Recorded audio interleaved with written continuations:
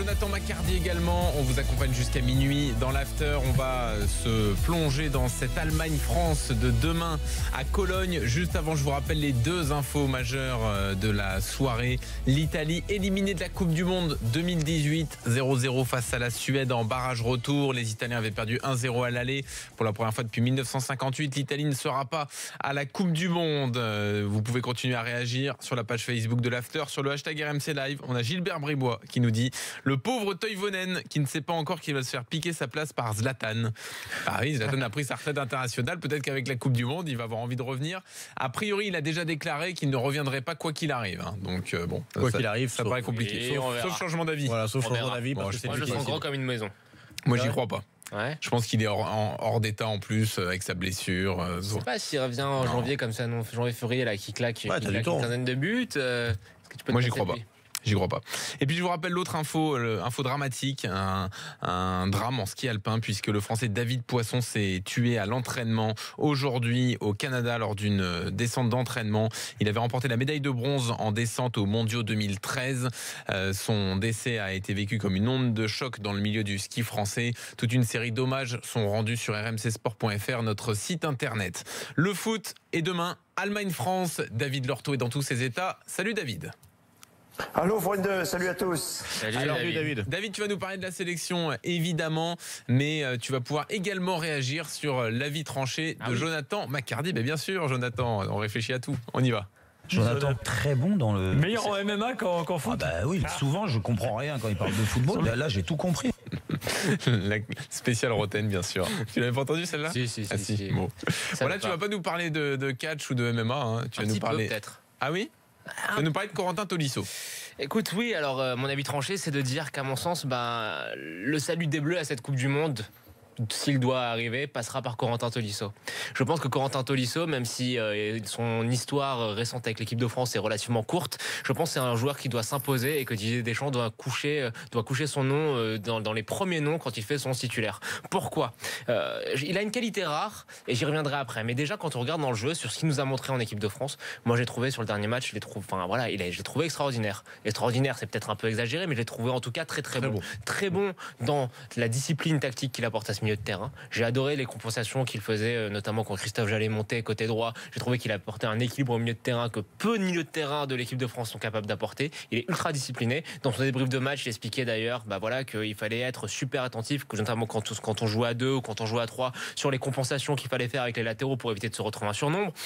Et cette discipline, je l'ai vraiment senti. J'ai trouvé qu'à chaque fois, il faisait le petit pas en arrière ou le petit pas en avant qui faisait que le bloc remontait de 30 mètres ou soit resserré lorsque l'équipe passait en phase défensive. Donc voilà, je trouve que c'est un joueur qui est intelligent, qui a en plus une bonne qualité de passe. Il est décisif sur le but de Griezmann et qui, outre ses qualités défensives, son intelligence tactique, peut apporter offensivement. Je trouve que c'est un joueur hyper complet. Et là où j'ai parlé d'une qualité rare, c'est qu'il a une qualité qu'aucun autre milieu de terrain, et même je serais tenté de dire quasiment aucun autre joueur en équipe de France n'a. Je veux pas être vulgaire, mais c'est que quand même... Il a des couilles.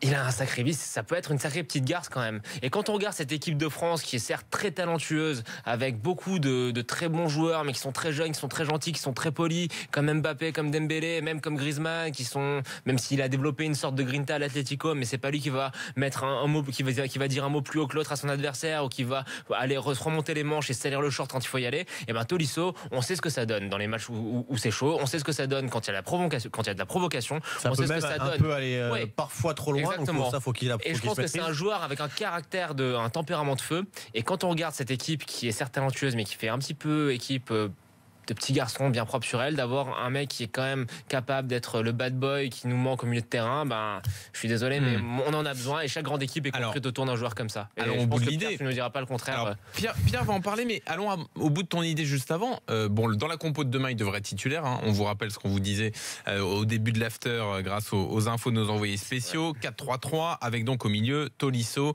avec Matuidi et Rabiot. Du coup, toi, tu le mets dans le 4-3-3 comme ça, et même quand il n'y a que 2 joueurs devant la défense, tu fais quoi? Kanté Tolisso alors? Il est polyvalent, il peut jouer, je pense, à peu près à chaque niveau. Mais à la place de terrain. Qui? De Pogba? Oui, à la place de Pogba. Mais vous allez avoir le même problème avec Tolisso, qui est pour moi, et tu as raison, Joe, énorme, et un des meilleurs au milieu de terrain en ce moment, si c'était le meilleur.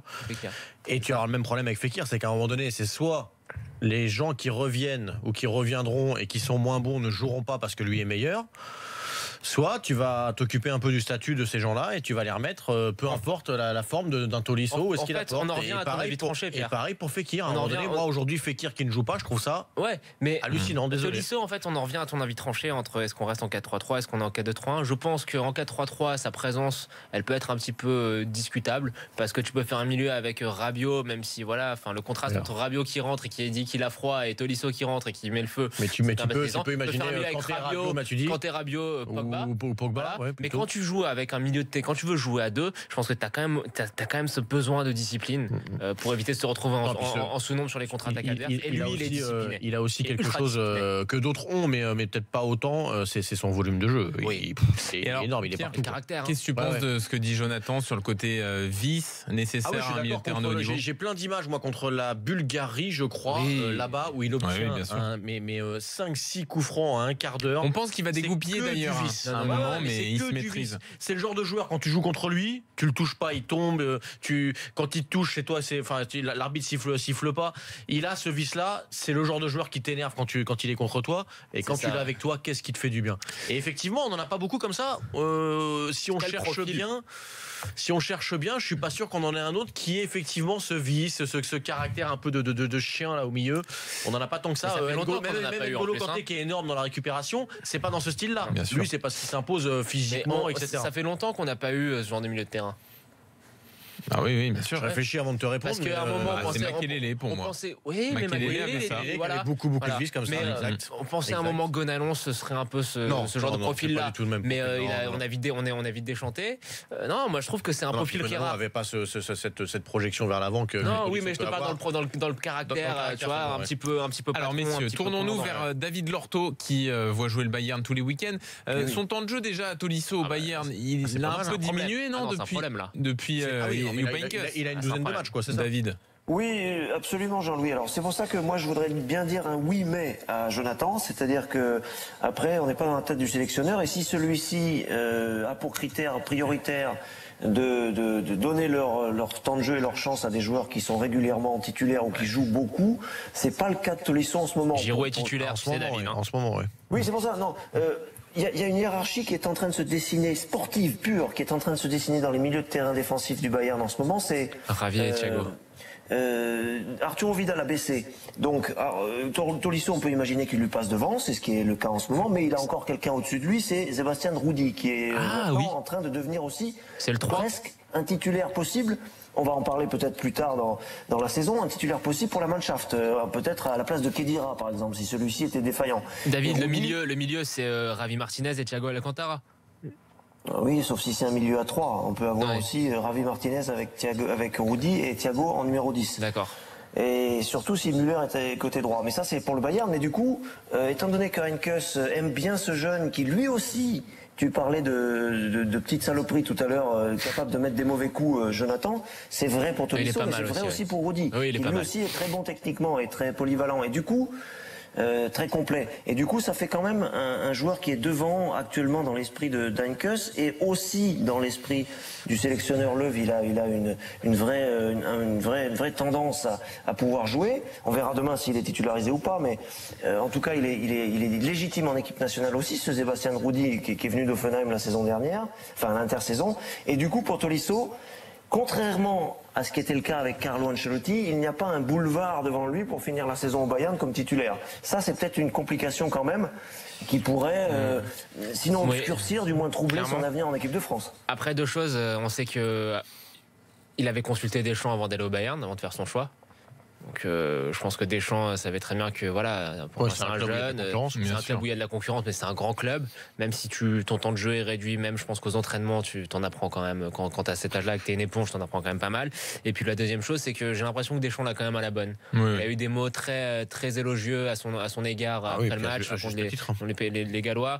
Donc oui, son temps de jeu, ça peut être un souci en termes de rythme. Mais il va faire une saison à 25-30 matchs quand même. Le Bayern va jouer c'est pas un mec qui va pas jouer de l'année. puis il y a un autre truc aussi, parce que Tolisso on le compare avec Pogba, et moi je suis désolé, je trouve Tolisso bien plus utile au jeu que Pogba, surtout quand on a autant d'éléments offensifs, on a besoin de simplicité au milieu de terrain, et Tolisso l'apporte clairement.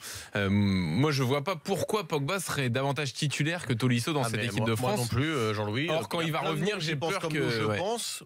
Sauf Didier Dans Deschamps. un milieu à 3, c'est Didier Deschamps qui va choisir. Bah oui. Dans un milieu à 3, je peux le comprendre, mais encore une fois, dans un milieu à 2, il a En sa plus, place, c'est obligatoire. Il a Même tout à trois. réussi jusqu'à présent au Bayern, messieurs, parce qu'il s'est intégré très vite.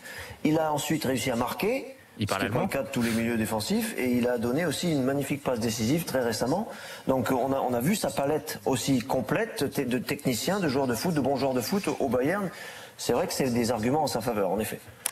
Très bien. David, on va te donner la parole, ça va être ton moment dans un instant. Allemagne-France, demain tu vas tout nous dire sur cette sélection. On a l'impression de la connaître, mais à chaque fois on aime bien quand même rentrer dans les détails avec toi. Et puis je vous ai préparé quelques questions de l'after, c'est la tradition du lundi. J'en ai quelques-unes sous la main.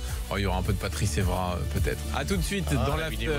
C'est la vidéo Si, du si, lundi. si. Je sais que ça régale Jonathan. Allez, à tout de suite.